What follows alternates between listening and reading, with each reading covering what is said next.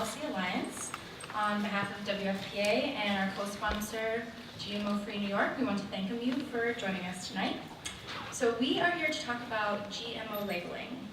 And we have a really exciting panel discussion lined up, and we'll have time for some questions after that. But before we get started, let's just take a moment to make sure we're all on the same page. And I'm just going to briefly describe what a GMO is. So genetic modification, or sometimes called genetic engineering, is a biotechnology used to create transgenic species of plants and animals that exhibit traits found in other species. In a laboratory, scientists extract the DNA or the gene and for the desirable trait that they're looking for from one organism, for example, bacteria, and randomly place it into the DNA of an unrelated organism, for example, a corn plant. So the genetically modified organism, or the GMO, exhibits the desirable trait that has been implanted. Common examples are pest resistance and herbicide tolerance, things of that nature. So just a very general example, some corn plants have been genetically modified to produce a bacterial toxin, BT toxin, that makes them poisonous to the corn borer, which is a pest that often attacks corn plants. GMO genomes have interspecies DNA combinations that are never found in nature and could never come into existence through conventional breeding techniques. It's hard for a bacteria and a corn plant to breed. So with that, I'm going to take a few seconds and introduce our moderator for the evening. Fred Kaufman is author of Bet the Farm, How Food Stopped Being Food. He's discussed food policy on NBC and MSNBC, Fox Business News, Bloomberg TV, C-SPAN, National Public Radio, and the BBC World Service. He's a contributing editor at Harper's Magazine, has also appeared in Scientific American, Nature, Popular Science, the New York Times Sunday Magazine, The New Yorker, Foreign Policy, Gourmet, Saveur, Slate, and Wired. He is a professor of English and journalism at the CUNY Graduate School of Journalism and has spoken at the American Museum of Natural History, you caught me there, the New York Public Library, Harvard Law School, and the General Assembly of the United Nations. So we want to thank Fred for being here with us tonight, clearly a qualified leader. And with that, take it away. Thank you, Monique. Great to be here tonight. Thank you all for coming. And I'd like to thank NYU Steinhardt and also GMO Free New York for putting on what should be an interesting evening. So the first order of the day would be for me to introduce my fellow panelists. And luckily enough, I have their bios handy. So sitting right here to my left is Dr. Walter S. Jong, who is an associate professor of plant breeding and genetics, and the director of graduate studies, field of plant breeding at Cornell University College of Agriculture and Life Sciences. His research focuses on the genetic improvement of potato, both by conventional and molecular genetic means. The highest priority of his breeding program is to develop agronomically acceptable varieties that are resistant to the golden nematode, a soil-borne pathogen present in New York, but no other state. He previously worked as a molecular geneticist at the Scottish Crop Research Institute in the United Kingdom. He holds a PhD in plant pathology and molecular genetics from the University of Wisconsin-Madison. So welcome, Dr. Jong. Next to Dr. Jong, next to Walter, is Dr. Carolyn Dimitri.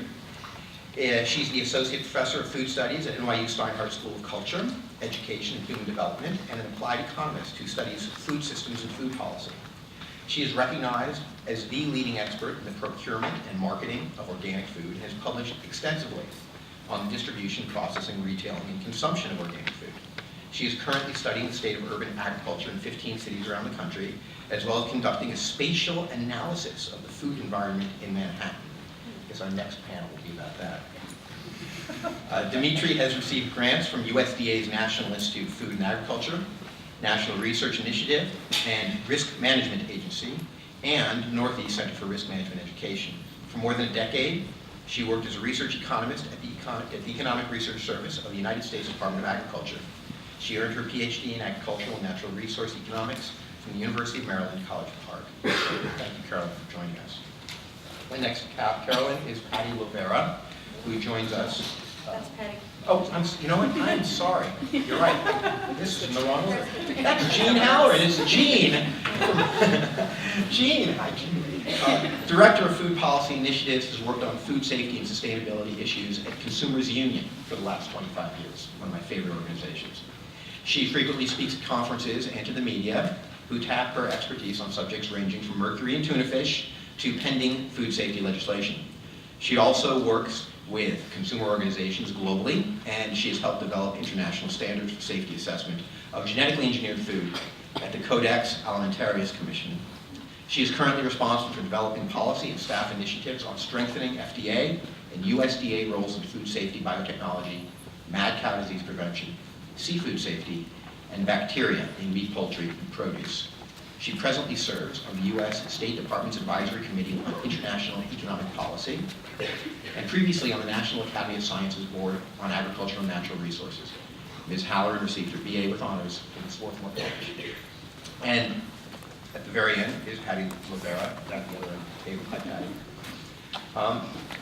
Patty is the Assistant Director of Food and Water Watch, where she coordinates the food team. Food and Water Watch is a nonprofit organization that advocates for common sense policies that will result in healthy, safe food and access to safe and affordable drinking water. Before joining Food and Water Watch, Ms. Lovera was the Deputy Director of the Energy and Environment Program at Public Citizen and a researcher at the Center for Health, Environment, and Justice. She earned her undergraduate degree in environmental science from Lehigh University and her master's degree in environmental policy from the University of Michigan. So welcome to you, Patty. Patty, too. So in my research for my recent book, Back to Farm, I spent about a year traveling around this country from one genetic modification lab to another. And what I saw was truly amazing. There are lots of crops out there which have been produced using transgenic technologies. Many, tomatoes and tobaccos and grapes, and melons, and all sorts of things. And they're just in the laboratory. They are not out yet. They do not have approval. And I was fascinated to see these crops, but even more fascinated to meet the scientists who made them. And I spent some very interesting time with a guy named David Triccoli, who was at the UC Davis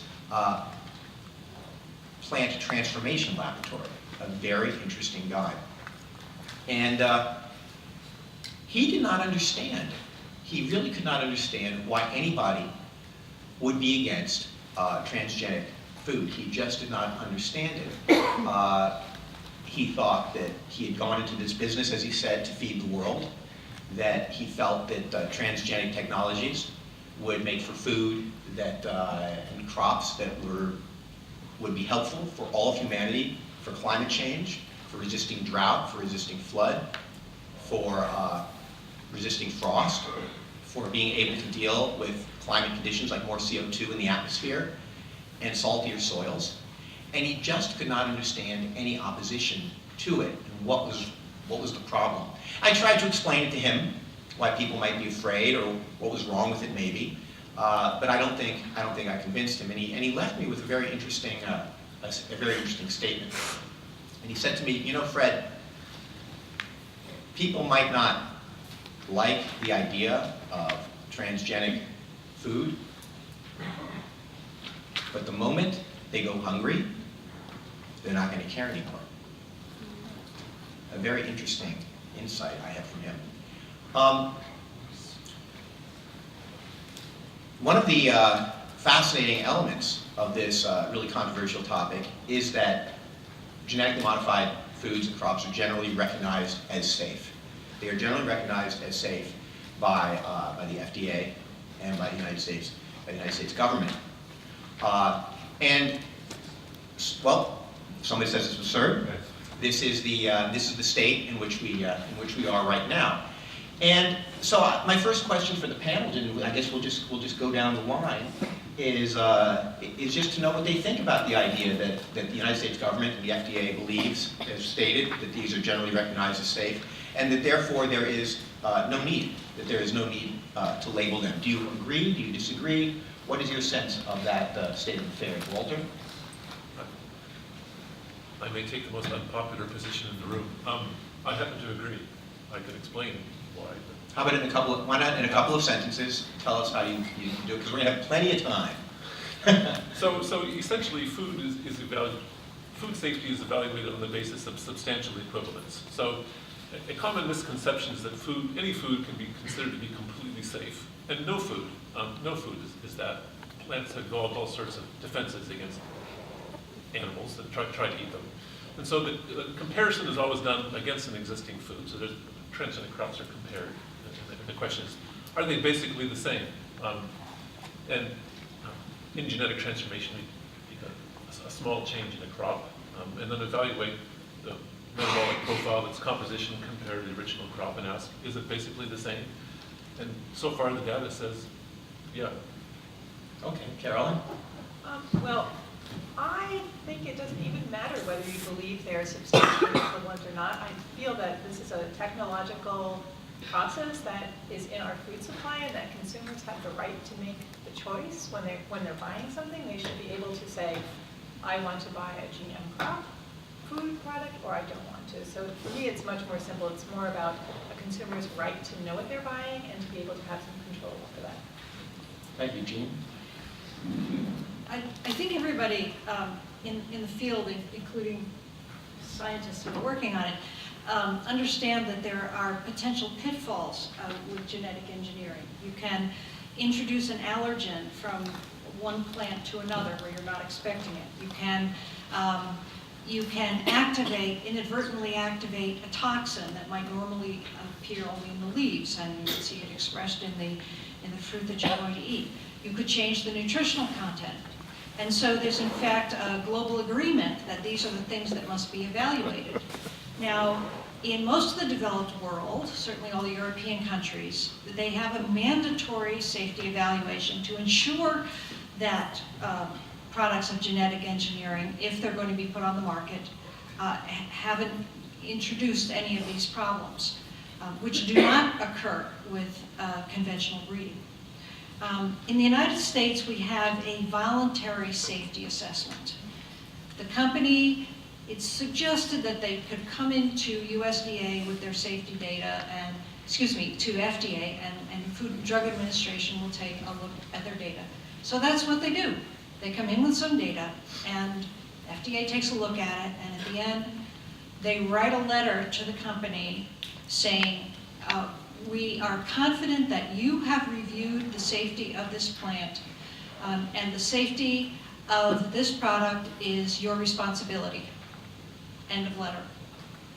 So we don't have confidence in the safety of products being introduced into the food supply in the U.S. at this point. It doesn't appear that any of them cause devastating damage that we know of, but we're very apprehensive about what may happen in the future. Thank you, Patty.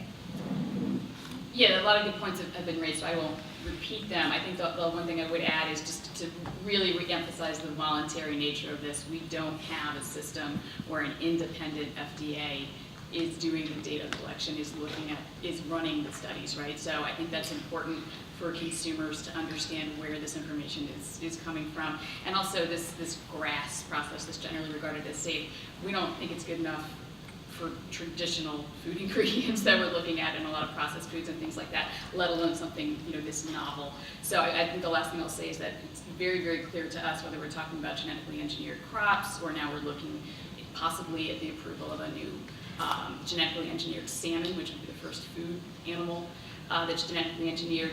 The laws have not caught up with this technology. We're using old paradigm through the government to do that. I know we're here to talk about labeling, but one of the reasons I think consumers are so interested in labeling is as kind of a line of self-defense, because the system at this point is not up to the job of evaluating these things. Okay, thank you. We'll come back to some of those issues that you raised, but I think before we go any further, I think we should ask Walter to really define the terms in a much more specific way. I think really a lot of the time, why are we getting our feedback here? Thank you. I think a lot of the time when people think about what is a genetically modified crop, for the most part they think DuPont, they think Monsanto, they think Pioneer, and so really they're pretty much thinking about one transgenic technology, and that is the use of using the Bt bacteria and inserting the genetic sequence of that bacteria into either a soybean seed or a corn seed. And so I think before we go any further, maybe Walter, could you explain this to us, how kind of this happens, maybe in 6 quick steps?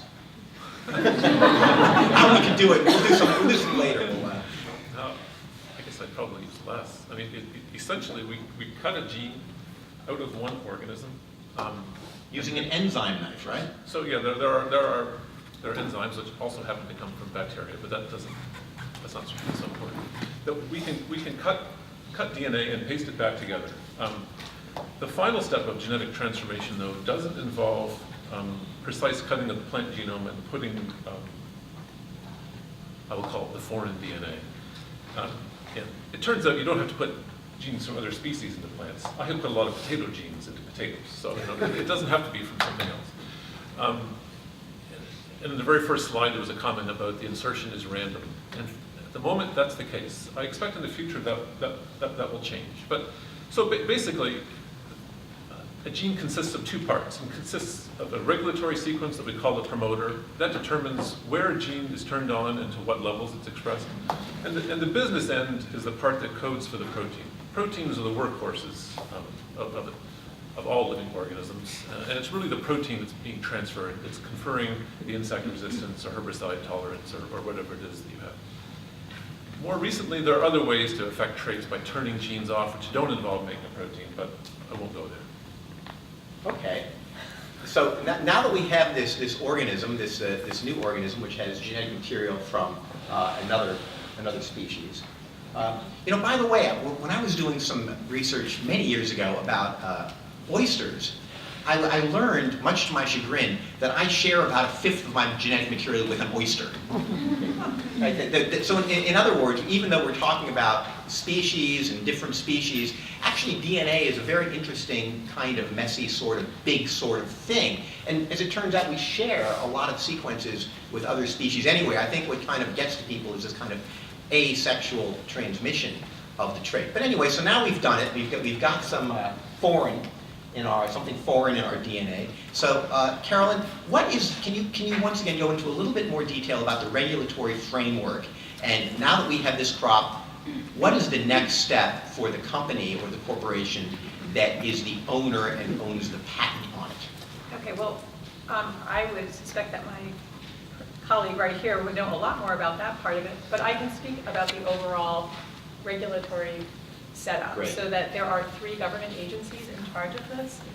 There's the Department of Agriculture, the APHIS, it's the part that looks at plant safety, EPA, and the FDA. And Could you speak louder? I can. Is that better? Yes. Okay. You can also come up closer. We have front row seats for you. There are seats open in the front row. Come on up. And so when you, thank you. That was very efficient. I appreciate that. And so when you want to think about what one agency does, and again, this is one of those murky areas where you have different government agencies that are looking at the same basic process, and so sometimes there isn't very good coordination across federal agencies. But USDA is really interested in protecting plants and the agricultural environment. So when USDA looks at this particular crop or GMO that a company has brought, that's really where its concern is going to be. Will these genes transfer to wild plants? How will they affect biodiversity? EPA regulates pesticides, so the work that EPA does will basically look at if it has pesticide in the plant, how that will affect human health. And then FDA, of course, is interested in when you eat the food, how does that affect your human health? So I think from a broad sense, that is actually how things are supposed to happen, and they're supposed to, be considerate of other agencies. Now, I suspect that people that are actually working in the field with these government agencies might have a different view, because I can give this is the rosy, big picture way the world works, which is never really exactly how it works in process. So Gene, now we've heard how we get this gene into a species. We've heard about how some of the regulatory hopscotch that has to play to get out there. Where do we find these things on our plate? Can you maybe, obviously there's a lot of GM corn, there's a lot of GM soy out there. I was interested to hear that, for instance, a company like Hershey's, a chocolate maker, is involved in genetically modified and transgenic crops. Can you maybe tell us about where we would find these crops on an average breakfast, lunch, or dinner plate? Right, well, the major crops that have been engineered are corn, soybeans, and sugar beets. In general, most of actually the engineered product tends up to be, at least the corn and soybeans, is used as animal feed. And it's engineered either to be tolerant of herbicides, so that they simplify the keeping weeds under control, or they're engineered to express the Bt endotoxin, so that they contain a natural pesticide in every. Can we just get a definition of Bt, or maybe Walter can, or go ahead. It's a bacteria called Bacillus thuringiensis, I believe that's how you pronounce it. It produces a natural pesticide which has long been used in organic agriculture, and which deteriorates in a matter of hours if you spray it onto a plant. But they've they took the genes from that bacteria and spliced it into corn and soybeans, so that they will now express that toxin, which is, as far as we know, harmless to humans, but deadly to larvae of various kinds in these plants. So we have corn, we have soybeans, we have sugar beets. So in any product like high fructose corn syrup, that probably came from engineered corn. Soy lecithin is a frequent additive to many processed foods, but of course you've got, Can you be specific? Let's name some names here. Let's what processed foods are we looking at? What kinds of sweet foods are we looking at that are just pervading our environment? I think it's important to get a sense of the impact and scale. Let's see. High fructose corn syrup is in virtually everything. Thank you, Michael Pollan. It's certainly in all soda. Well, not all. There's some that has sugar. A lot of soda. Vast quantities. Soy lecithin, you find you just have to read the label. It depends on the product. Sugar beets, the sugar is a commonly used sweetener I think that's probably where Hershey's interest came from. We also have canola, so the canola oil, most of that these days comes from an engineered plant. There aren't many things that come to you as a whole product that's engineered, but one is papaya. Most papaya in Hawaii, grown in Hawaii, was engineered to combat a plant virus. It's one of the few actual cases of where they've engineered something to resist a disease, even though that's one of the arguments that they make that the technology can do. Generally, it's not what it's been used for. And those are like the Sunrise brand. Almost all of the papaya from Hawaii. There is a big problem in Hawaii in the 1990s, and the entire papaya harvest was threatened. And as Jean points out, this is one of the few real success stories in terms of using the technology to inoculate a product from a threat.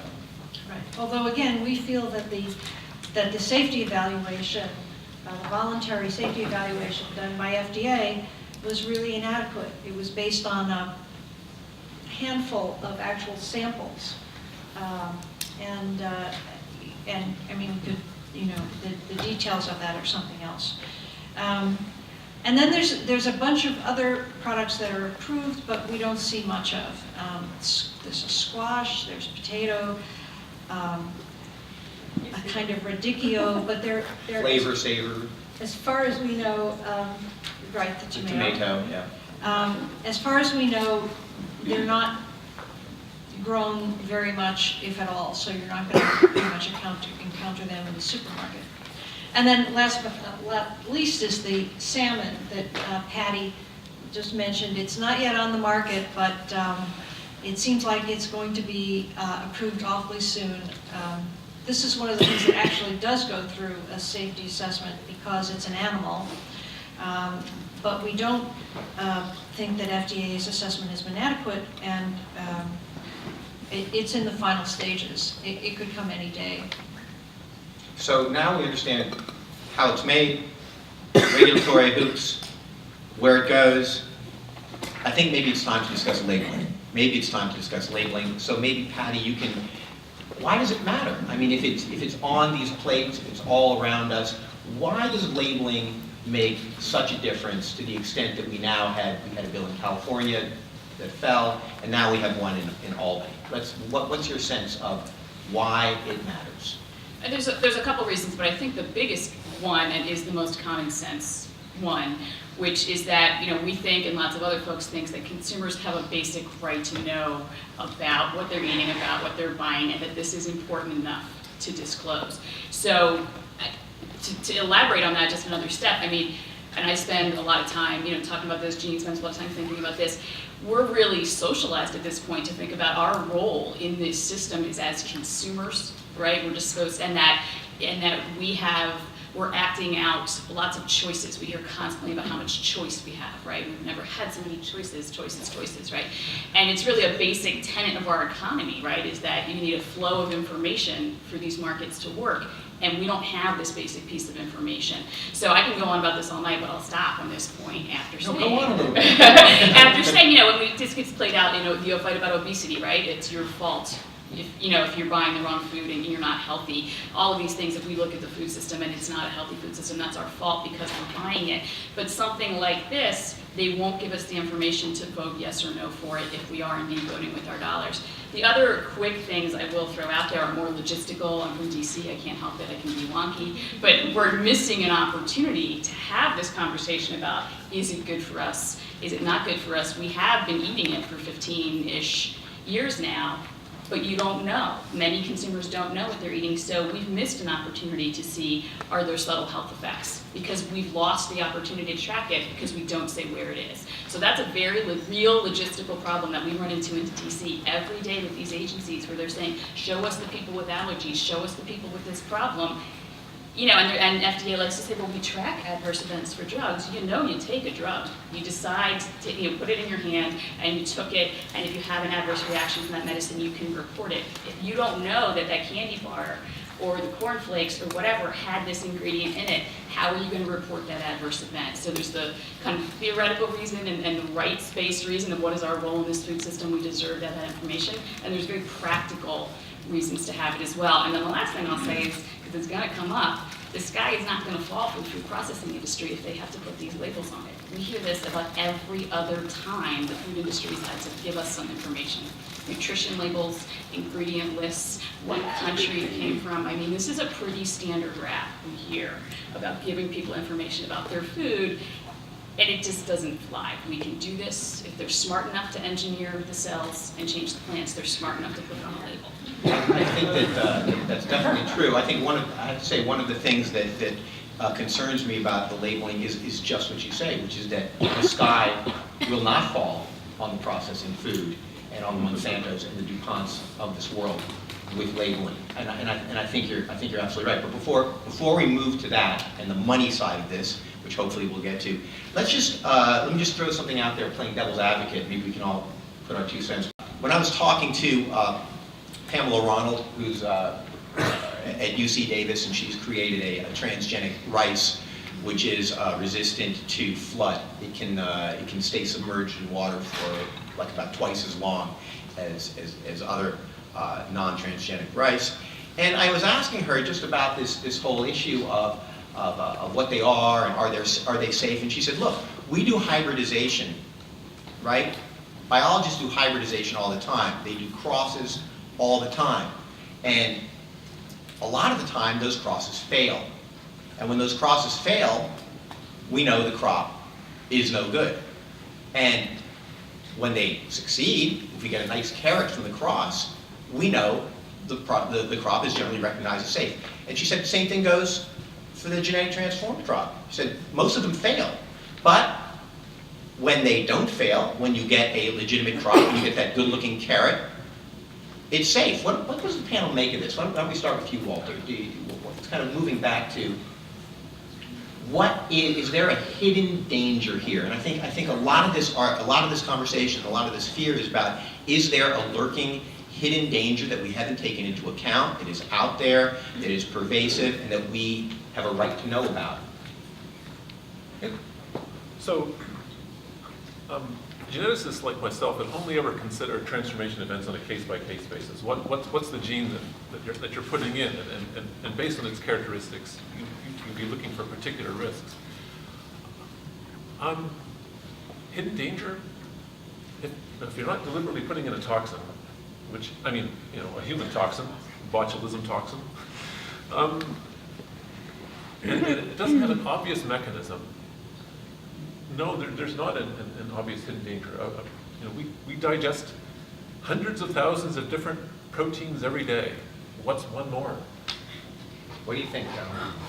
Well, I don't think about things in terms of hidden dangers, but when you talk... Answer the question. I'm the journalist. I'm not letting you get off that easy. I'm just going to change the question to okay, I so like better. You change okay. So I guess when you said a rice that could be submerged in the flood, to me that said, well, there might actually be a group of people that would really benefit from that type of crop. So that's why I think some of these questions are really hard to answer. And I know that's not an answer, but like I can't really address the science part the way Walter can, because I don't know very much about science, but I do know about cost benefit, and it seems that if you got that to the right group of people, that it could solve some problems. It doesn't mean it won't create any problems, but in my mind, that benefit on a human scale is very high.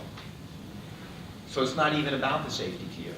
No, I didn't say it's not about the safety, but I just think I would look at it differently, because it seems like that benefit might be greater than the benefit to a different crop. So that's why. So you're an economist? I'm an economist, yeah.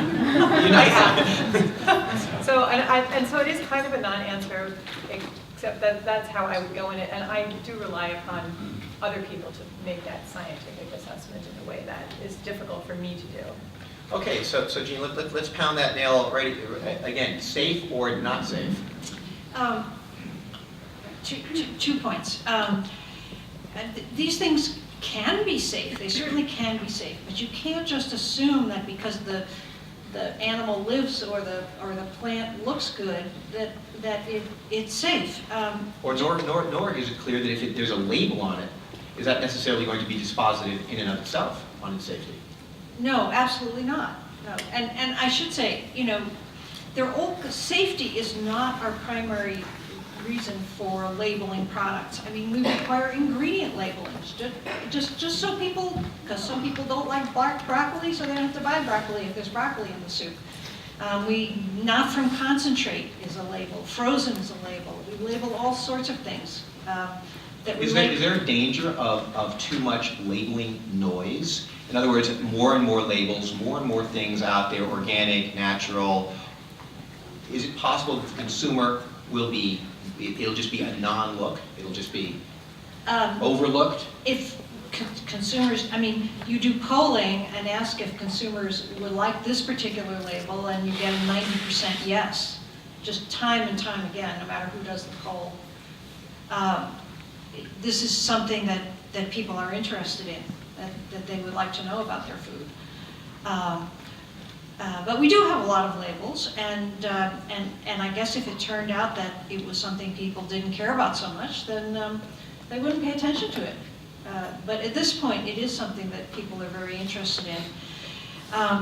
But we do have safety issues. We have been looking very closely at the genetically engineered salmon. And Have you tasted it yet? no, I haven't. I thought you could try that. I haven't even seen it, actually. But we've been looking closely at the data, I should say. And one of the things that you should assess in a fish is allergenicity, because a lot of people are allergic to finfish. And so they looked at the proteins. They told the company that they should look at the proteins that could cause an allergic reaction from fish. And the company based their response on analysis of this many fish, 6. And to us, this is not an adequate assessment. And what's even more disturbing is that the analysis of the 6 fish appeared to show a difference, an increase in allergic potential in the new engineered version. And yet, FDA didn't require them to do a bigger study. So this is the kind of thing that causes us concern. And Patty, Food and Water Watch, what is the basic food team's approach here? I mean, we would echo everything Jean just said about there is a lot yet to be known about this safety. We're not there that this stuff is safe to eat. But I think there's another level to that. There is the arguments that are made from proponents of biotechnology, especially the companies selling it, about how transformative these things and the social problems they will solve. And then we can look at the track record of this technology in this country, which is mostly to bundle seeds with herbicides that these companies grow. We are seeing... You're talking about DuPont and Monsanto. Right, so they sell seeds that are genetically engineered to be tolerant of herbicides, the weed killers that they sell. So lots of the trade name for a lot of these seeds is that it's Roundup ready. So you spray the field with Roundup, the weeds are going to die, the crop lives. So increasingly, though, we're seeing that the weeds aren't dying. So we are now seeing, and people predicted this, they were saying we're going to see kind of an arms race of resistance to these herbicides. That is happening. So the next generation of these crops is already in the regulatory pipeline. They're on the desk at USDA. And the next step in that escalation up that ladder is a more worrisome set of chemicals like 2,4-D and dicamba that have a whole, there's concerns about Roundup, but there's even more concern about this next generation of chemicals. That's part of the health conversation too, not just that one cornflake or that one candy bar, right? This is the environmental health piece. So there's not just for the individual human consumer, There's the but for what you're doing for the ecological land, what footprint. you're doing for the footprint. Can we just follow that up by going to Walter for a second? Follow what Patty is saying. We hear a lot about the super bugs, the super weeds, the fact that by creating these technologies, they were creating things that will overcome them, and then we've got an even bigger problem. Can you maybe explain here what is a superbug and what is a superweed? Sure. So superbug, I expect most of you have heard of. That's typically a bacteria that is resistant to many antibiotics. The worst case scenario is resistant to everything that the hospital has in its arsenal, and then you're toast. That's taking it to the extreme. I guess superweed is kind of analogous, but I think it's analogous in the sense that we are now seeing weeds that are resistant to Roundup. And I agree, there's no surprise, we were going to see this. I think the phrase, though, gets used in a really unfortunate way to connote a weed that's now more competitive than other weeds in conventional agriculture where there are no herbicides being used. And that's not true. There's some irony, I think, when super weeds are raised, that if all weeds suddenly became resistant to Roundup, the biggest loser is Monsanto. Yeah. I mean, that's not... That's true. It's a Would that curious be great? situation. Why don't we just have Roundup number 2 coming along? Come on. Let's talk politics. Let's talk politics, since this is clearly, what we're looking at here is a grassroots effort to push forward a labeling agenda. And maybe I can just ask the panel, you know, this failed. This failed in California. Proposition 37 went down in September in the elections. It lost by a fair bit. Why did that happen? 2%. Fair enough, 2%. I stand corrected. Patty, why did it go down? Maybe we can talk about the money here, or So this was a ballot initiative. This was not a bill in a legislature. They are different creatures. And ballot initiatives often, especially in an expensive place like California, boil down to who has more money for more TV ads. And that was very, very clear in this particular case. I think it ended up being 48 million to about 9 million. That's a pretty distinct gap in how much TV time you're buying. And the gap was not that wide at the polls. The gap was 2 points. So there are other states that are working on doing this. The next one it's on about is Washington in the fall. Oregon has one, I believe. I think, yeah, there's a lot of places that They're in the coming works. up. Yeah. But you know what? Lots of things in politics boil down to money. So ballot initiatives often boil down to money, and then how many eyeballs and how many ads again and again and again say the same thing, which is what was happening in California. Lobbying can boil down to money too. So we know that this industry spends an enormous amount of money in Washington, in state capitals. And that's, we think, why we don't have this labeling now, is that this is an industry that has invested hundreds of millions of dollars over the years to get these things approved, and then to make sure we don't know where they are. So I wrote down the number. We did a look a few years ago. We looked from 1999 to 2009 at the biotechnology industry on what they contributed to politicians and what they spent lobbying at the federal level, and it was $547 million. Wow. You don't do that because you have extra money laying around. You do that because it's working for you, and that's why we don't have labeling. That's why we have a regulatory system that's not looking at all these health effects. So the counterpoint to that is we have lots and lots and lots of people who are going to demand this, and that's why it's happening at the grassroots level faster than it's happening in Washington. If you look at a lot of the ads, if you go back and you go to YouTube and you look at the ads that went out in California, and if you look at a lot of the press, a lot of the criticism the law took was that it was poorly written legislation. Maybe Jean, you can speak to that, about what are some of the pitfalls of writing legislation like this? What are the danger zones of writing legislation like this? How should legislation like this be written so that it is inoculated? Well, what's really kind of discouraging about the California ballot initiative was that it was well written. It excluded. It tried. It wasn't just a blanket label everything. That doesn't make sense because, for example, we don't have labeling in restaurants for anything. You don't have. You're not required to have nutrition labeling. You don't have to have every ingredient.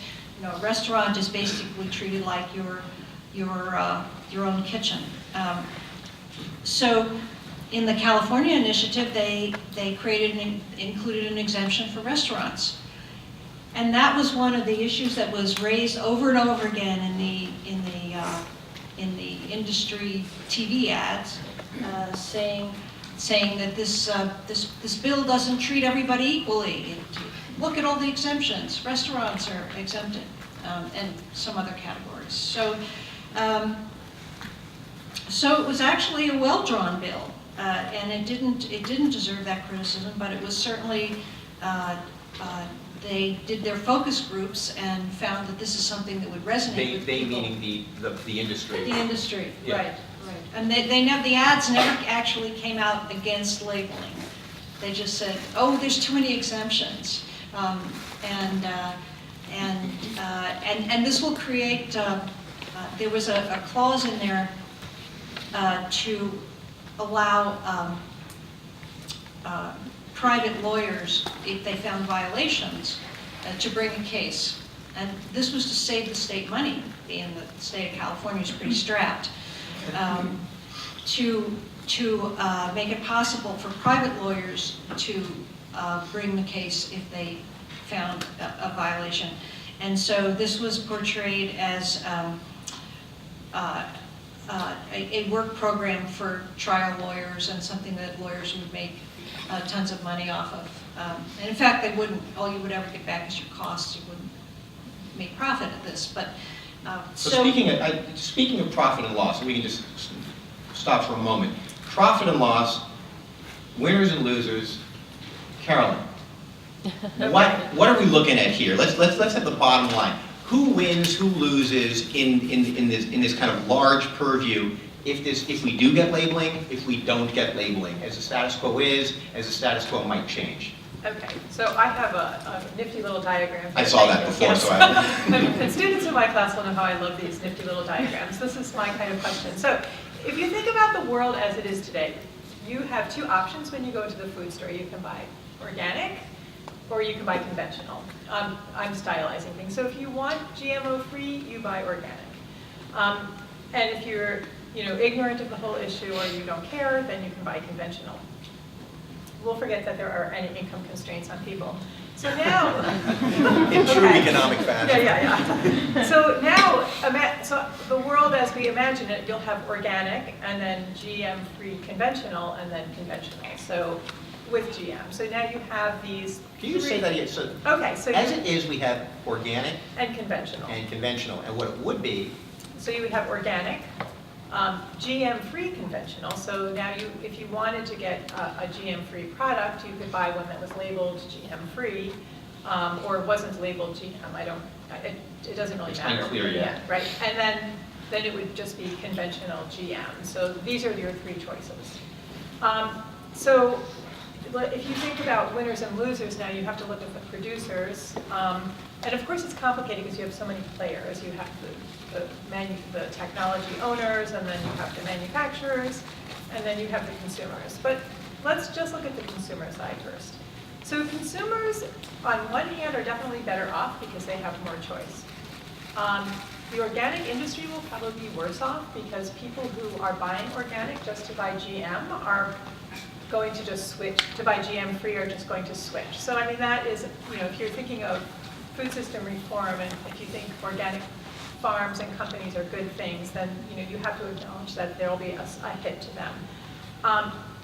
And then So what you're saying is that a Whole Foods stands to lose something. no, I don't think Whole Foods will lose anything at all, because Whole Foods doesn't only sell organic products. It has a wide range of products. So Whole Foods will be probably one of the larger purveyors of the GM natural. They'll probably call it a natural wine, or some kind of conventional. GM natural. Yeah, GM natural. I love it. GM free natural, right? And then there'll be GM whatever else they have there. So so I think it is important to look at the consumers though. So now if you look at the price effects for the GM free conventional and the GM conventional, what will happen to those prices will really determine whether consumers are better off or worse off.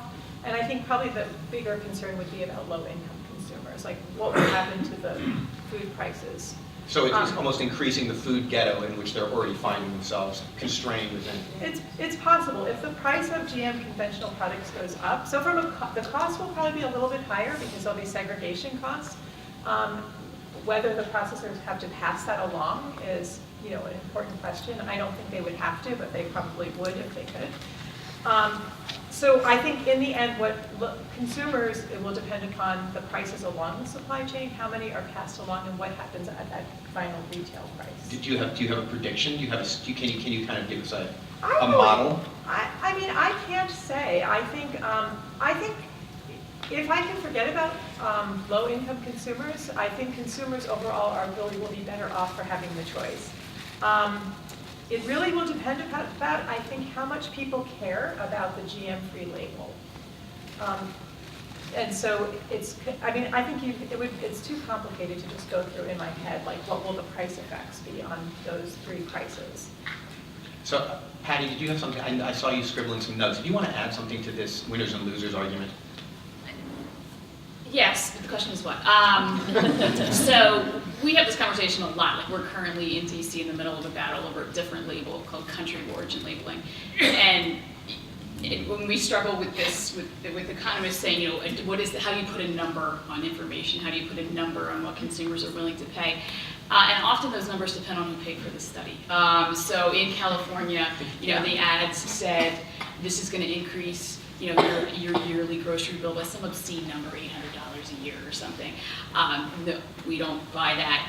In Europe, there's not, they do some labeling, but they don't sell a lot of this product, so there's not a lot of data because there's not a lot of labels being printed because they're not selling a lot of the product. So you're saying that it's not necessarily comparable. We can't necessarily. I mean, because a lot of the argument I hear is that look at Europe. Europe's fine. It's all labeled. But what you're saying actually is surprising to me. You're saying that we can't. There's a little bit of data. There's not a lot of data. To us, this just isn't a data problem. This isn't a data question. This is about, and we've had this. I mean, I'm going to disorder your questions, but I mean, this is a conversation about will labeling solve everything? No. Is it important? Yes. So we have bigger problems in the food system. We have bigger problems when it comes to biotechnology. We have, I think, a broken regulatory system. This is a first step. It's not a last step. This is a first step in what is better governance, in our food policy arena when it comes to this technology. We just don't think it's just an economic problem. On the logistical front, a lot of producers here, both food processors and farmers, and not really farmers because they're not exporting, the grain buyers who buy from them who are exporting, are doing this for other markets. I think it's 60 other countries have this. And we send food to them. So this is not undoable. We don't think the costs have to be that high. And at some point, this is about basic information that if you're going to have this technology, you're going to put it into the food system. Those are the costs that are going to have to be part of it. And if those costs are too high, maybe that forces some changes. Did you want to add to that, Jane? Yeah, and interestingly, the organic industry supports labeling. They've been huge supporters. Even though it would add another label and perhaps vitiate. That could maybe compete with the organic label. I think the biggest concern for organic has been that it's become more and more difficult to grow organic crops. There's gene pollution. Corn from the neighbors. It's apparently very, very difficult to grow corn anywhere that corn normally gets grown and not have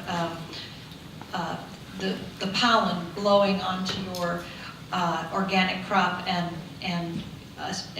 polluting it. And the same is true with the other crops that are in wide use. So I think they kind of see their existence at stake in terms of wanting to continue to grow a wholly natural type of fruit and vegetable.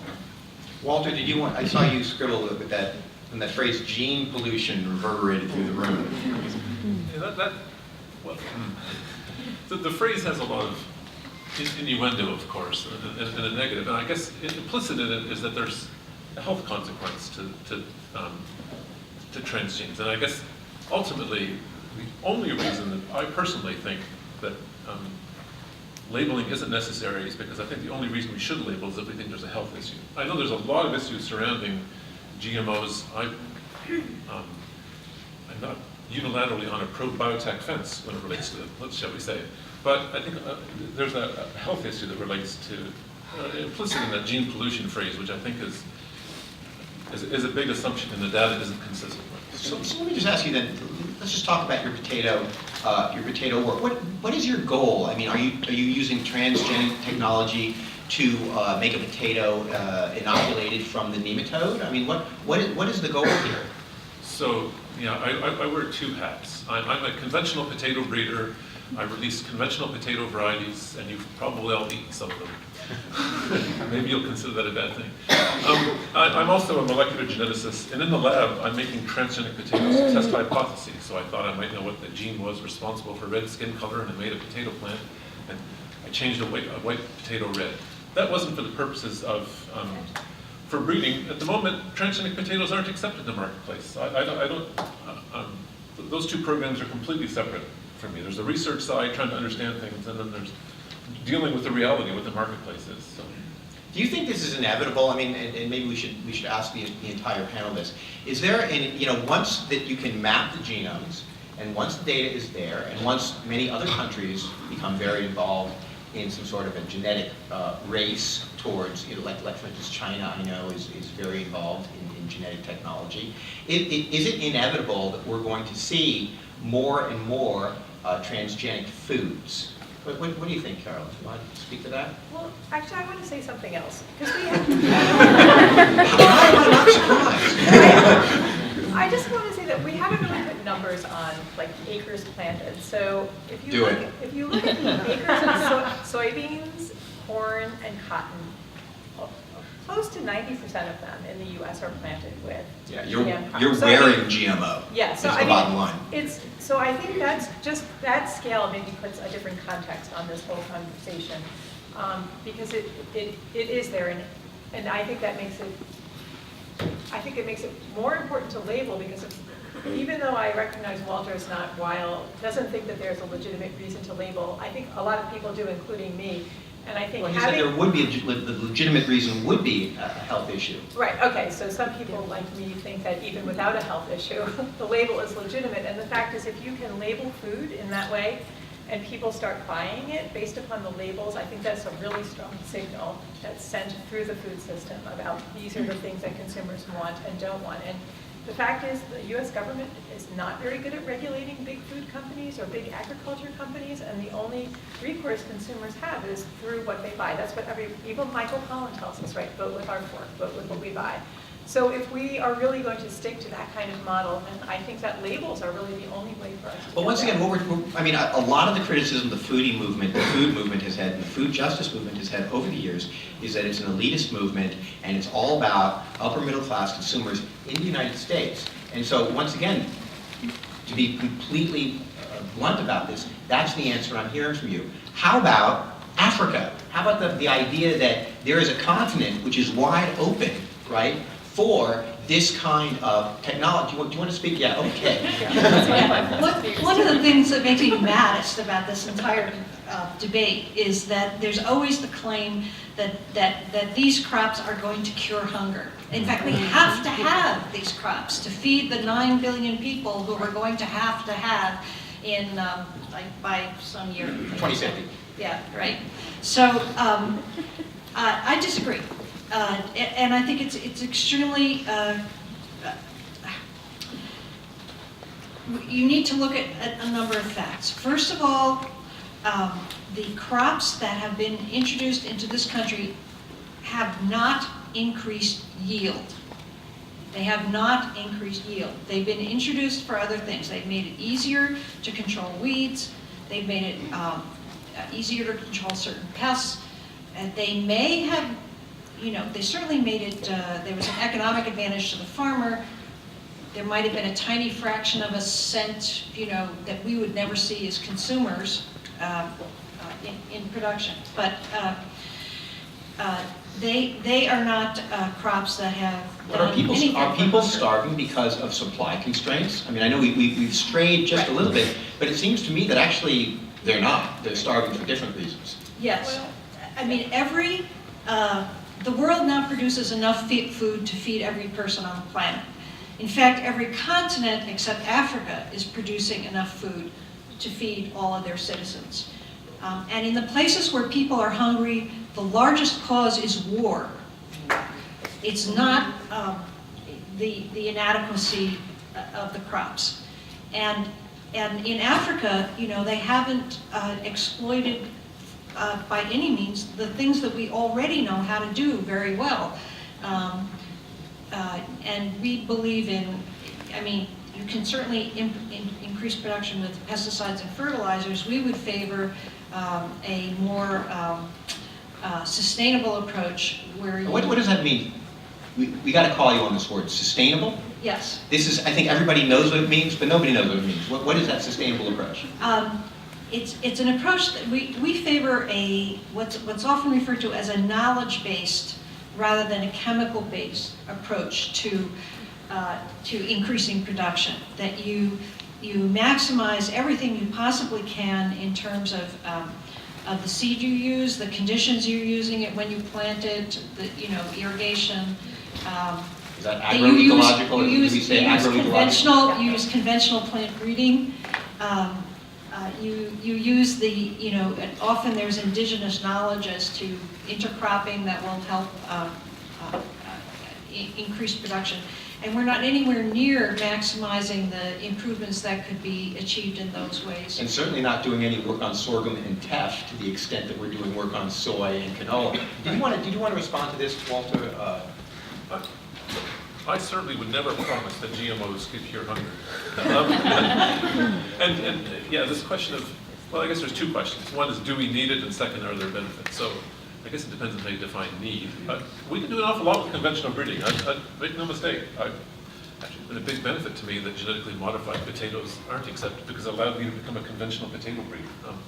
And I really appreciate that. So in terms of benefits, I think there are more benefits than Jean led on. So with Roundup resistant crops, a really big benefit is that growers can produce a lot of food without having to till very much, either low till or no till. In 2011 alone, we could take 10 million cars off the road in a year. I mean, it's just massive, the amount of...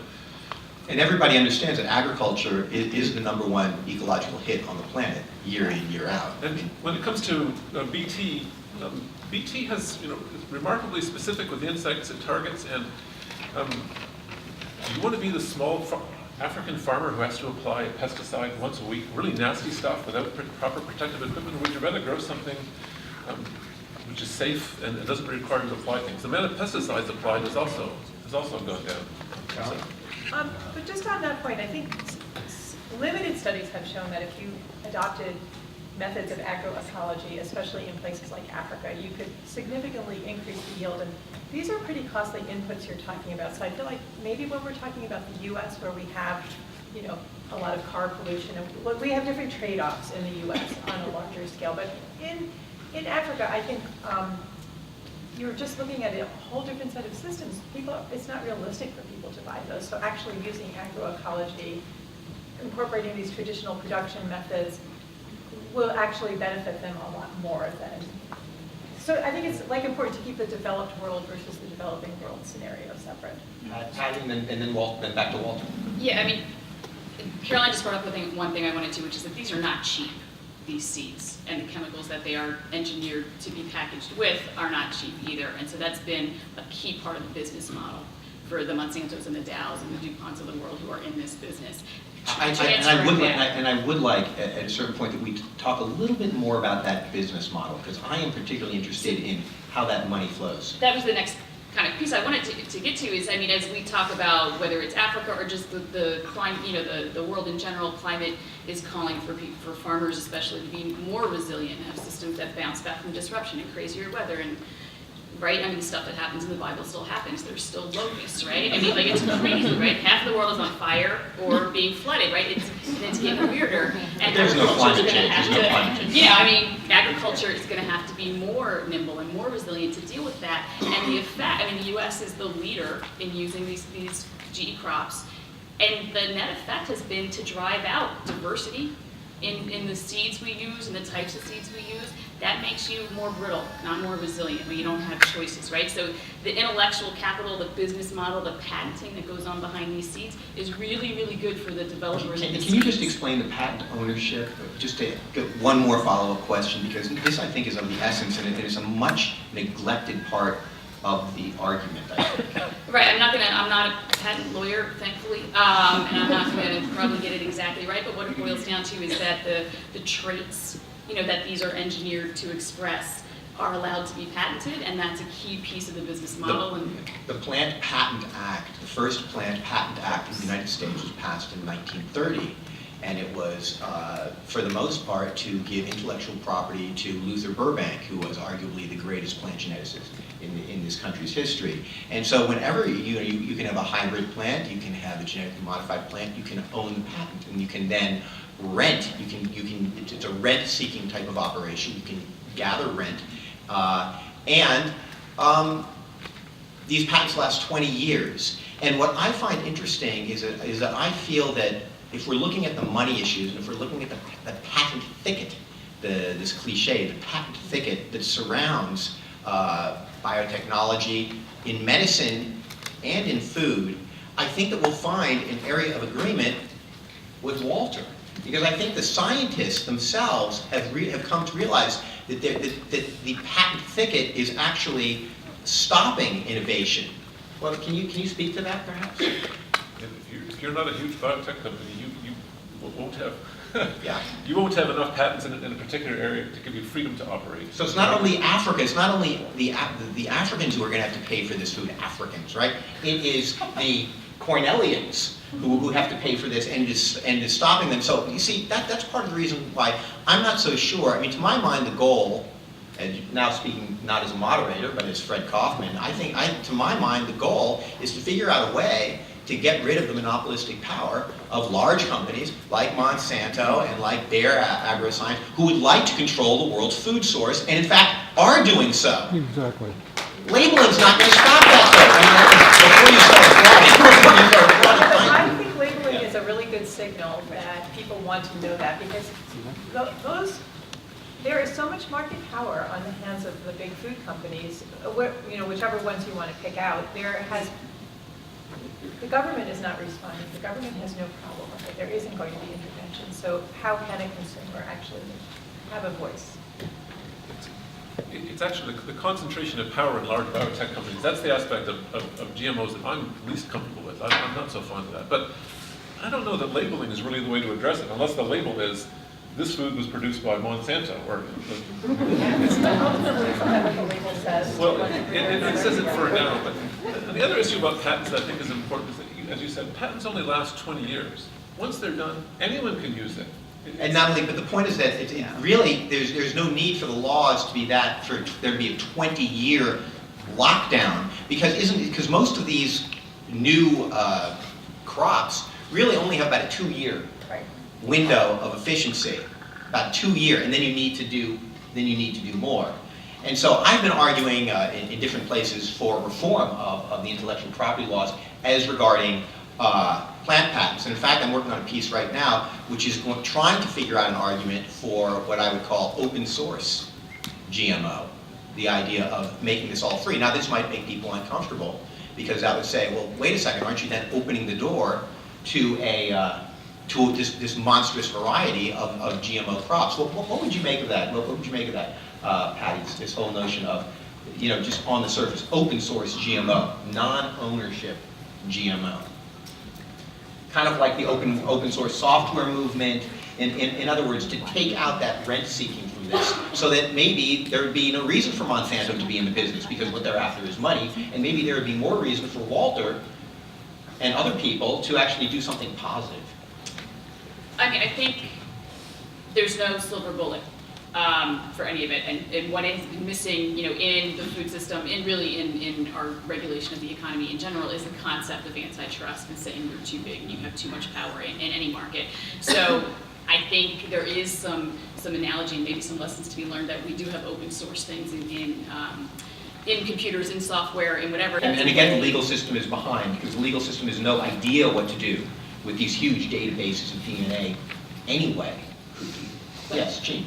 Yeah, I mean, this brings up a kind of very interesting fundamental question, which is, should there be patenting of life forms? There you go. Strangely enough, the law is very clear on this, and it's yes. And everyone has to have it. Well, That's right. it was a Supreme Court decision, Yeah. a specific Supreme Court decision a couple decades ago. Diamond Chuck Party. That said, yeah, you can patent life forms. This is an invention, but it's I mean, the argument on the other side is like, this is like patenting carbon, or patenting, I mean, that just because you're the first person to notice it doesn't mean that you should get to own it. So there are countries in the world that don't allow patenting of life forms, and there are intense pressure from the United States to change their system to be one like ours. But I think this is a fundamental, basic sort of ethical issue. We've gotten to a very interesting place. I just want to ask one more question of Patty, and then maybe we can take some questions from the audience. And I think just the question I'd like to ask you is, what do you perceive as the future of, let's just say, anti-genetically modified movement? Is it going to come from state legislatures? Is it going to come from the federal government? Is it going to come from grassroots? Is it going to come from consumers? Is it going to come from producers, grocers? How do you envision the future? And then I think we'll open it up to some questions. It's going to come from the grassroots. It's not going to come from Washington, says a person from Washington. You know, I mean, consumers and the grassroots are often the same people we all eat, ideally, right? Everyone. And so, I mean, there is tremendous, you know, I mean, this issue is really, it's not new since we've had these crops on the market for the last, 18 years or whatever. There's been different kind of cycles of talking about labeling, but there is a real tremendous sense, I think, all over the country. It's not just one place, it's not just California, that people are really ready to kind of get together and demand this. This is not the only issue where the closer you are to your government, in theory and hopefully in practice, it's a little easier to pressure them. So I think that's why there is so much focus in the states, all over the country. I think there's 20-some states that have some kind of bill right now, and we talked about ballot initiatives. So I think, I'm not going to make a prediction of who passes what first and at what date, but eventually one of these bills is going to pass. Someone is going to, at some level of government, make this mandatory. And we support that, we're working towards that, lots of other groups are working towards that. And I think that is how we will get to a national standard. I think that's how lots of people think we'll get to a national standard. Lots of issues start from the grassroots and come up. They rarely come from DC down. So I think that that's important. The role that marketers play and that grocery stores play, I think they play a role in showing that it can be done and doing some of the advanced work of building those supply chains and figuring it out so that when it is mandatory, and I think eventually it will be mandatory, it's not impossible when people have figured it out. So I think there's different pieces of the pie will come together, but they're going to come from the local level up. Jean, did you want to add something? I was just going to say one of the first entities to respond has been Whole Foods, who's made a decision that within a couple of years, at least everything in their store will be labeled if it's genetically engineered. Work that through their supply chain. People have different opinions of Whole Foods, but this is I think an indication. It's interesting that the feelings of the consumer are getting a response in the commercial sector, even though it's our political sector is very difficult to move. And Carolyn, did you want to add one more thing to that? No. Okay, so then Monique, I think you were going to. Hand this off. Okay, so let's just. Sorry. Oh my God, we have a lot of questions. Great, let's do some questions. And you want me to call on people? Okay, let Monique do this. Right here, second row. Yep. I was just wondering, there's a voluntary organics label, and there's a council that certifies it. I've seen non-GMO labels. Why not have it sort of grow like the organics label? Why? Yeah, kind of a more organic growth of the labeling itself. What do you make of that? It's a good question. I mean, we think it's in the short term, in the immediate term, that's a great option for folks. And there's people who think about labels, we're always like, is it accurate? How do we know? Is it real? And this is a good entity that got together to say, we're saying this, and we're going to tell you how we back it up. And that's important from a consumer experience. But at the same time, I think we have to not forget who the burden is on in a system where we're putting it on people to do an absence label. This isn't in there. We haven't talked about a similar controversy from a few years ago on dairy hormones, RBGH. Big fights about whether you were allowed to say it's not in there because Monsanto didn't even want anybody to say they weren't using the product, let alone to disclose that they were. So, we're happy to see things like that happen. We want them to be run well so they're accurate and useful for people. But at the end of the day, if you're using this technology, you should have to disclose it. Not have people who choose not to jump through all of the hoops to have the verifiable system to show they're not. Right. I mean, I would prefer it, but maybe we should start supporting the non-GMO label also. Yeah, it's good, and it's building the infrastructure to show you can be done. To figure out the systems, and it's figuring things out. Yeah. The gentleman right behind the camera with his hand up in the mic.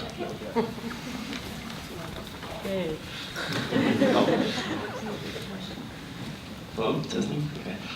Just want to thank everybody for coming out and having a nice, civil discussion. I just had a quick side note for Jean. You mentioned Whole Foods, and for what I understand, they're doing it because of a lot of pressure in the organic movement after their failure to support Proposition 37 until literally like 5 days before everybody voting on it. And they're doing it in 2018. Meanwhile, their competition, Trader Joe's, has voluntarily, without any sort of involvement, has been doing this since 2001. It's just a tad bit. And my question is to Dr. Walter. What do you eat on like everyday basis? I know it's not a sarcastic question, but I'm just really curious. Do you pay attention to anything like you're taking in? Like, are you omitting like high fructose corn syrup or dextrose or maltodextros or anything?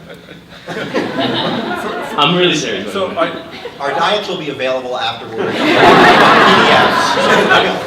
I guess the short answer is I don't buy organic largely because it's more expensive. I try to use food that's processed as little as possible for the most part. That's the. He's up from Cornell, so he's probably had some good choices. Woman in that row with the black jacket. Thank you for taking my question.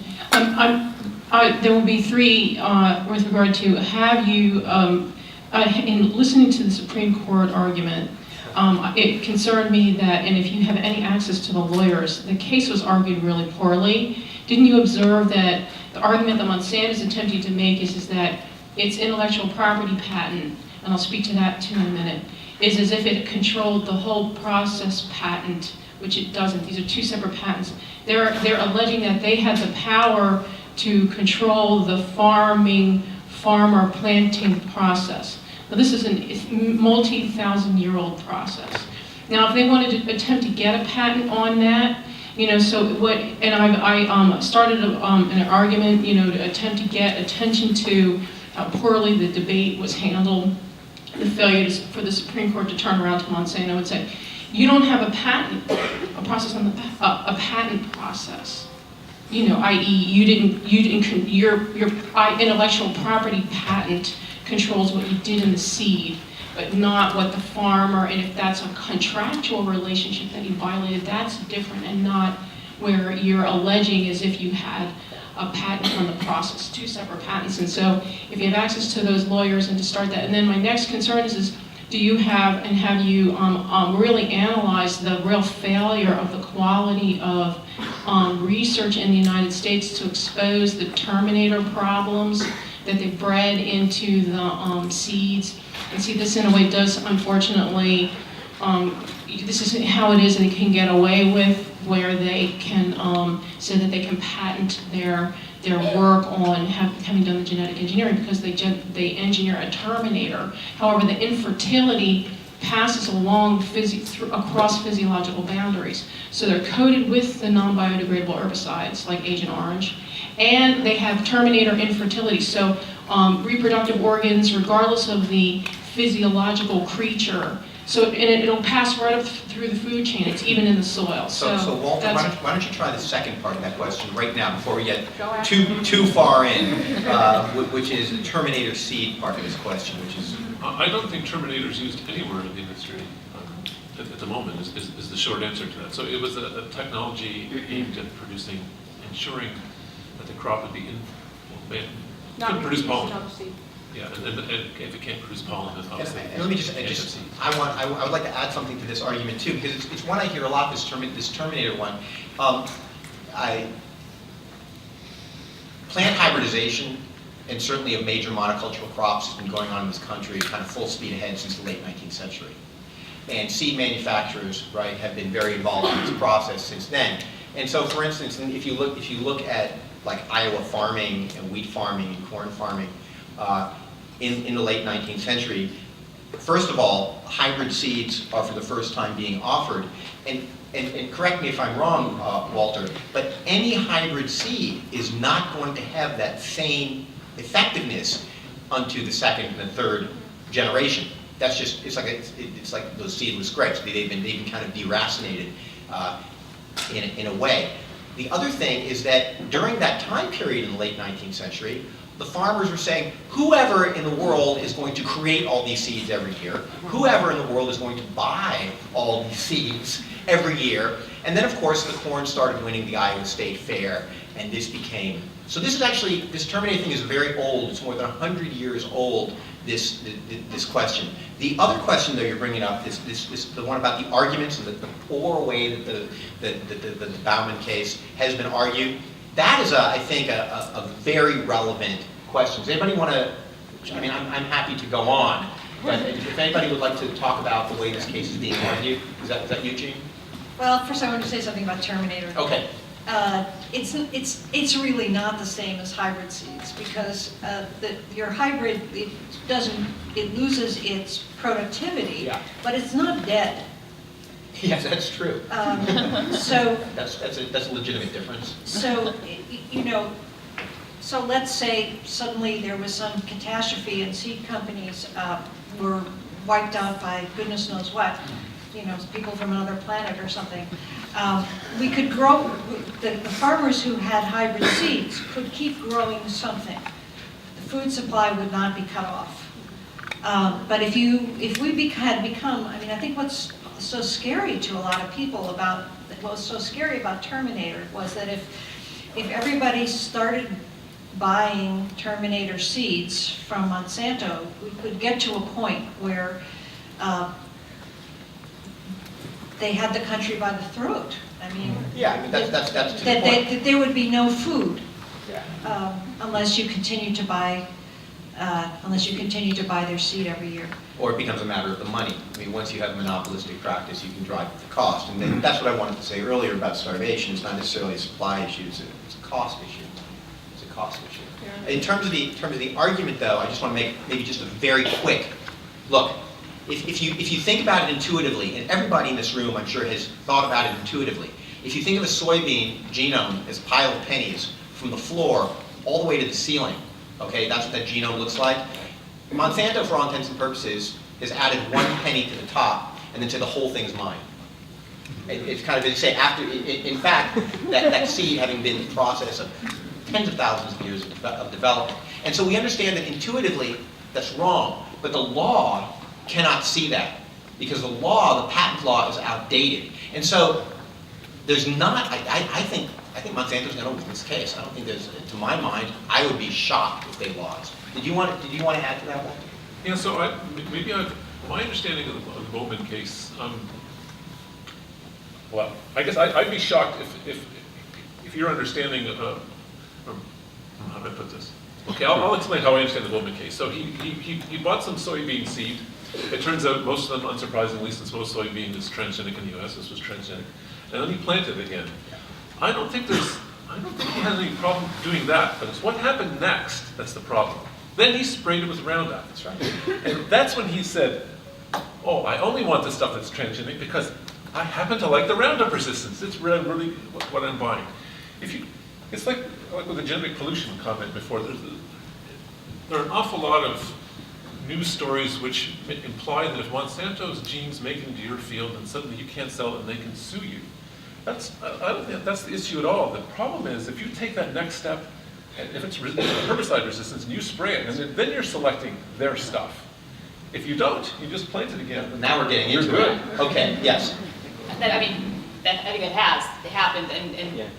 so there's, the most famous cases in Canada with Percy Schmeiser, but I mean, I'm not going to belabor it, but I mean, there's farmers who are saying that has happened. Monsanto had detectives out looking for people and telling people to turn in their neighbors. The other piece, I think, on the organic piece is there is economic damage to organic folks, or people talk about identity preserved, which is non-GMO, that are selling in a non-GMO label. They are damaged if these genetics show up in their crop. And I've interviewed farmers who talk about, I deliberately plant my corn later than is the optimum time to avoid my next door neighbor's GMO pollen. I have a buffer that I sacrifice. I cannot sell it organically, I cannot sell it GMO free, because I have to have that strip to protect myself. But once again, we're They're conflating. losing yield, they're losing We're conflating the problem, our anger, I think our rightful anger at Monsanto and our rightful anger at the seed transnationals. We're conflating that with this kind of this effort towards labeling, and I'm not so sure. Again, I'm not so sure that the labeling actually strikes at the root of that problem. I think maybe, and I understand the arguments that the market will change, the demand will change, the consumer, but I think you're taking a lot for granted there. I think And I don't think we're taking it for granted. I think this is a first step, and this is a political question. All of these things are political questions, including conversations about technology, right? It's what system and what rules are you using the technology in. This is the first policy that has to change, not the last. And I think it's an approachable political question for people who are thinking about it as a consumer. And you don't think that large transnationals will then say, look, we gave in on this, everything's labeled, leave us alone. I don't care hope they say we listen more. And I think this is, to us, I think to lots of other groups, this is the first battle, step. not the last, not the only. Not to be like, not motivational, but in many, many, many problems, there is not one silver bullet. This is Your the question secret. has engendered quite a response. Someone in the back? Does anyone in the back have a question? Oh, I think If not, we can come right up here. Armin Gray, stick right up. I'm going to stick to one question, but I have so many, but I'll try to focus. If we look at the European model for labeling, I'm sorry, you want me Can to you just stand up? Yeah, Sure. thank you. If we look at the European model for labeling, and do we know if the farmers at some point were planting genetically modified crops, and if so, at what point did they say, okay, we're going to stop, and then label? And then from that, do we have a pool of people, like we said, where we can say, we can have data, we can have, we can differentiate between the groups of, those who consumed GMOs and those who don't, voluntarily knowing, with the knowledge that it's labeled. Well, isn't the regulatory landscape different? That's what I'm saying. That's not the way it happened in Europe. About the time they were being introduced here and started to be grown, the companies wanted to do the same thing in Europe, and there was a major consumer revolt, and they demanded labeling at that point. And then once there was labeling, the processed food folks made an effort to avoid the labels, and the growing of the crops never took hold in Europe. Thank you. Lady here in the front is very eager with a question. Okay, I have. Hold on, you got to get you on our soundtrack here for the video stream. Thank you. The panel is wonderful. I have two questions. One is, I know there's the health issues, and you've addressed that, like, is there anything bad that happens to you? I'd like to know about taste and about the food tastes terrible these days, at least for me, and also about nutrition. Am I getting the nutritional value from food? That's one. The other thing I'd like to say, we talked about the Terminator seeds, and we can get to a point where there won't be any food, or there could be a situation where there won't be any food. Well, that then, it becomes a utility. And then we get to the question of big money in politics. And there's something now, does anybody know, do you know, that in New York State, Governor Cuomo was backing campaign finance reform to get that money, big money out, and to make it a fair elections, and therefore progressive issues such as this progressive issue, environment, just everything is under that heading. So if everybody in this audience would just write their state senator and say, we want campaign finance reform by June, maybe that might be, as you say, a first step. So back to the question on taste. Walter, are there any scientific tests on taste? So, there are two issues here. One is, do the transgenes that are currently used have any impact on taste? None that I know of. As to why taste has diminished, and I think in some ways it has. Well, I think the honest answer is that most consumers aren't asking for it.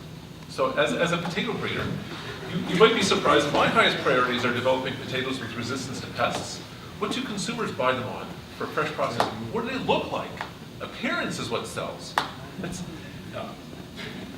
Which are reflecting, I think, in many ways, in terms of the traits you see in modern food, to a large extent.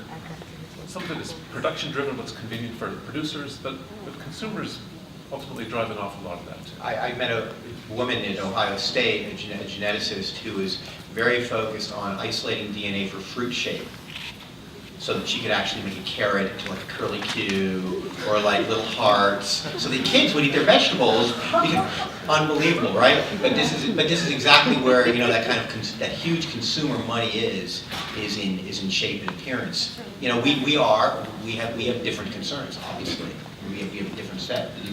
I just wanted to say that I think the taste was lost in our food system when we started packaging and processing and distributing foods, and so the the primary goal was how do you have food that doesn't rot and not necessarily food that doesn't taste good. So, I mean, I think that actually that transformation probably started around 1900, and we just maybe notice it a little bit more now than, just because it probably accelerated after 1960, but that's been a long time in coming.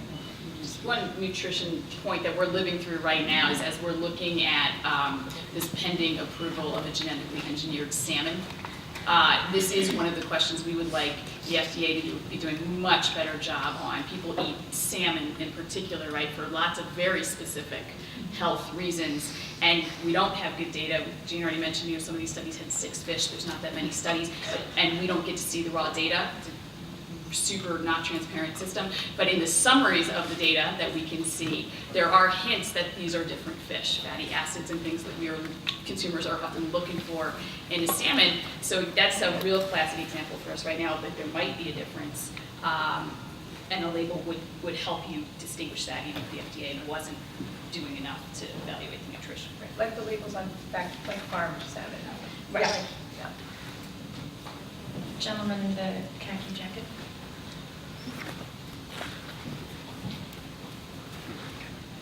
Hi, thank you, everyone. My question is about the safety of a gene splicing.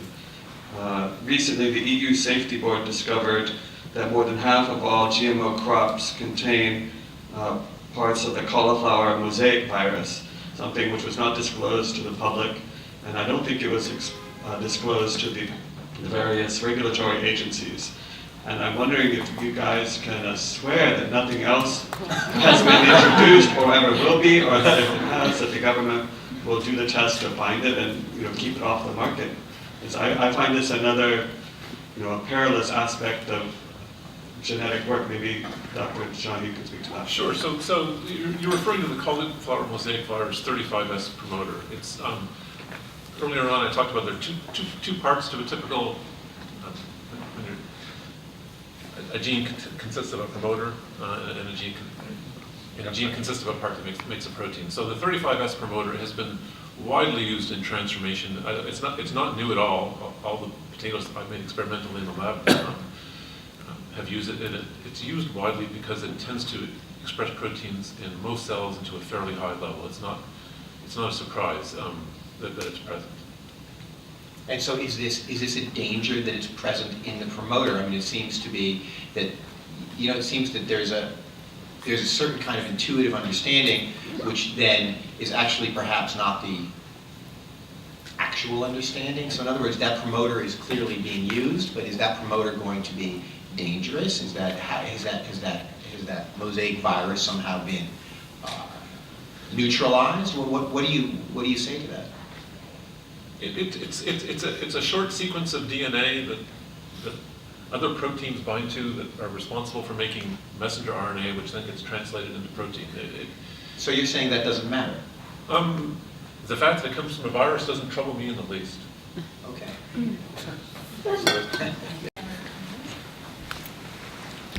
This lady in the white shirt. I mean, the other thing we should point out is if you look at enzymology, the sciences of enzymes that are being promoted, if you look, for instance, at cancer research, if you look at the entire biotech industry, you would be shocked to find the kinds of proteins that are being used. I mean, absolutely shocked, right? And so then the question becomes, well, how are we should we even be regulating this or not? Do we trust Walter? No. Or not? I mean, ultimately, there's just a basic crisis of confidence in the food system right now, and so that crisis of confidence bleeds over into all sorts of ways, and color is our perspective. I think that it was in reflecting on before making my trip down here that something occurred to me that I'd never realized before on the trust issue. So I interact, unsurprisingly, with a lot of potato growers as a breeder. And farmers in general get frustrated when laws get passed in Washington by people who've never grown food. Mm-hmm. I think that particularly a lot of the concern about the risks of GMOs, health-wise, have taken place in a situation where agricultural scientists like myself don't live in cities. We live out in the more rural areas where the farms are. And so I don't know how many of you know any agricultural scientists or have ever had this discussion. It seems to me that that's something that really needs to take place more. And why am I not troubled that 35S promoter is present? From my standpoint as a geneticist, it's just a piece of DNA that drives the expression. Where it came from is really, where it came from isn't important. What it does is important. But where it came from, it's just a piece of DNA. Can I ask one question? Yeah, so my question was actually related to this. I was going to ask that why is the burden of proof on the consumer? Why do we have to prove that, for instance, that salmon is going to cause an allergy versus Monsanto or whoever's introducing these novel characteristics proving that they're not going to cause a negative effect? Yeah, I mean, I'd just say one thing about that, which is that that's one of the big arguments actually that goes the other way too. And I've spoken to a lot of like labeling guys who basically say, look, the burden should not be on the consumer. When you walk into the grocery store, you should be confident that everything is safe. And so therefore, we shouldn't label anything. See, that's how that argument can play out and often does play out. That's, Or it can play out it's like Europe, pernicious. where they regulate these crops in a Right. different way and put the, they're not perfect, but they're putting the burden more often, to prove some safety rights. I mean, the shorthand for this is the precautionary principle. A lot of people have heard of that, right? But doesn't labeling put the burden, labeling in some way, shape, or form, puts a burden on a consumer? Because it says, okay, the label is there. It is now your choice. We're done. Yeah, I mean, you seem a little bit obsessed with like labeling is the only thing we're ever going to change. No, I'm not. I hope not. I totally hope not. No, I mean, I hope. That's a fascinating argument that then we should label nothing, but I mean, the fact is. And that's a guy from the University of Arkansas who's, That's fascinating, but I mean, that's the Walmart food argument. safety, Gene works on food safety. There's lots of stuff in our food system that is not safe. In the meantime, there are things I think a lot of us would do with more information. So this isn't in the meantime strategy that we have the right to know this. I think we have a lot of work to do in a longer term strategy to deal with the safety of a lot of things within the food supply. So it's not an either or proposition to us, I think. Do we have time for more questions, Monique? I think we can take one more, and then I have a couple housekeeping announcements. So this will be the final question. Lady in the scarf right there. There you go. Hi, thank you for being here and doing this. My main question is for those of us that do want to help, what's our main plan of action? I've been trying to do something like rallies and that walk that we had about 2 years ago. No one showed up. It was a poor showing. Yes, I did. For this bill or initiative to be passed in June, what are we doing? I want to know. Well, I mean, there's a bunch of people in this room that should raise their hand in the back, right? We've got folks from GMO Free New York, Water Watch. Again, can you raise your hand, GMO Free New York? Yeah, I mean, that's the whole reason for this panel. The entire panel is put together by GMO Free New York. Yeah. We've been working on the legislation. Hold on, get the microphone, Stacey. Thank you. Sorry. We've been working on the legislation. It's about to be amended. Oh, should I go to the front? So it's about to be amended from a bill that was written in 2001 and has gone boop, boop, boop, boop every year. And it's going to be including what we think is a very passable bill. And if you look at the Senate and Assembly websites, once the bill number has a -A after it, that means that's the amended version. Currently, it's probably going to be a couple weeks, possibly, before we see the -A version.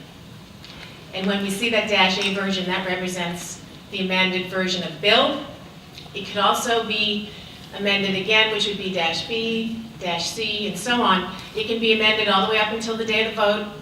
We need co-sponsors on the Assembly side, and we don't have any co-sponsors on the Senate side.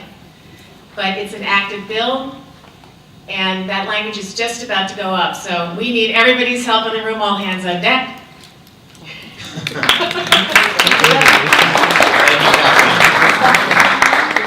We don't know if Governor Cuomo's behind it yet. Yes. I think it might be, I think it's important. Raise your hand. Thank you.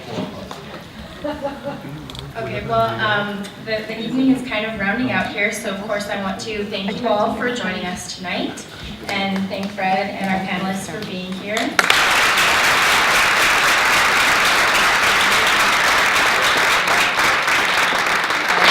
On your way out, you can maybe grab one of the panelists for more individual questions. You can ask anyone from WFPA if you have a question, and GMO Free New York will be outside as well. We have a special thank you because there are some GMO-free goodies for you to grab as well. Good Boy Organics has made a very generous donation. Raw Revolution and Nibs More are outside for you to enjoy. Thank you again for coming. Thank you, everybody.